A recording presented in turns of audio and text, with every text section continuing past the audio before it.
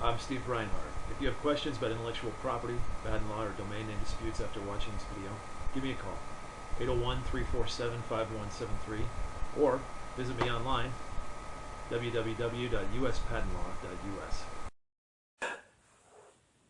If you're watching this video, you are in one of two somewhat difficult situations. You either have a domain name that someone else is trying to take from you, or you intend to take a domain name, to seize a domain name that someone else has who shouldn't have it. Now, my name is Stephen Reinhardt, and I'm an intellectual property attorney.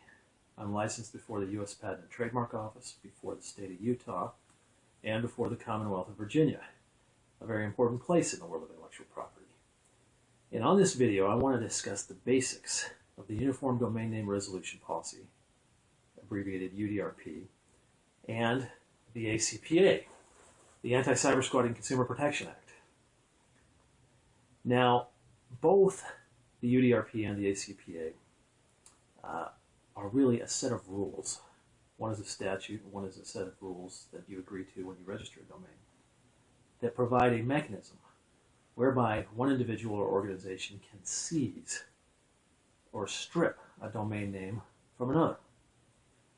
Now, if you are new to this concept, if you are exploring the possibility of taking a domain from someone, what you need to understand first is that ICANN, the Internet Corporation for Assigned Names and Numbers, has established a procedure, which has come to be known as a UDRP procedure, whereby you can try and take a domain name from someone else.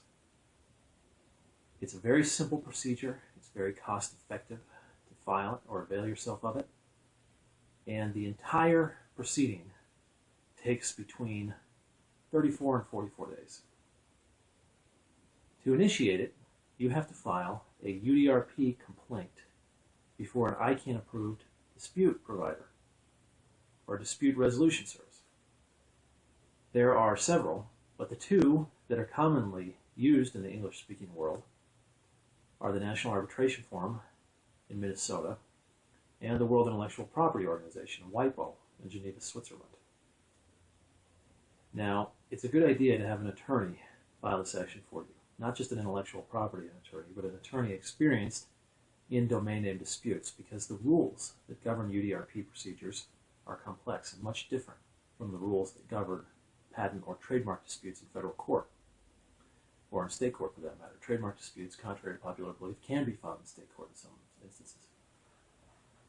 Now, the UDRP complaint sets forth the basis that you have for trying to take a domain name from another.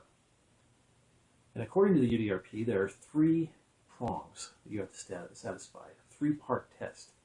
They call it a tripartite burden of proof, which you have to carry.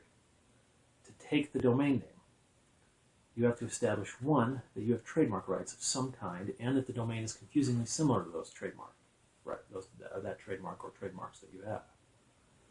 Now, you don't have to have a registered trademark before the U.S. Patent and Trademark Office or the Canadian Intellectual Property Office or any other country's intellectual property office to have a trademark. The UDRP recognizes that individuals may have trademarks that arise automatically, simply by virtue of the fact that individual or organization is using a trade name in commerce. So if you have established a business, even a DBA, and you have never registered a trademark, you may have common law trademark rights, which are sufficient to satisfy the first prong, the first of the three prongs of that test. It's better to have a registered trademark, and any intellectual property attorney can help you with that. It does take 6 to 8 months to get one. You have to establish that the domain you're going after was registered and is being used in bad faith. This is the second prong. Now you say, well, that's two evidentiary standards you have to satisfy. Well, yes, that's true. Depending on how you look at it, you may actually have 5 or 6 things you have to prove to win the UDRP, but they say there's 3. To establish bad faith registration, the most important thing you have to remember is that the domain has to have been registered after you accrued trademark rights. Now, this doesn't mean it has to have been registered after you filed a trademark application. What it means is that it has to have been registered after you begin using the word mark or the brand name or the trade name to which the domain you're going after is confusingly similar. You will lose the UDRP most likely. There are some exceptions, some defenses. If the domain was registered before you began using your trade name.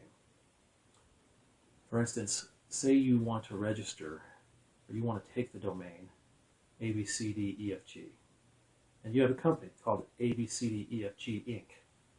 If that domain was registered before you began using your trade name, that company name, you will lose the UDRP most likely.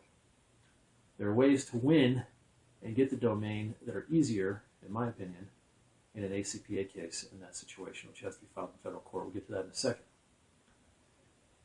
So if you have a trade name that's well known, that you've been using, or a registered trademark, and the domain you're going after was registered after, by registered I mean created, after you started using your trade name, you've probably got enough to satisfy the first two standards that you've got in the UDRP.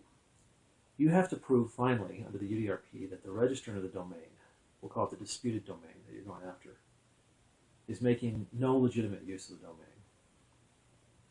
Now, these topics are complicated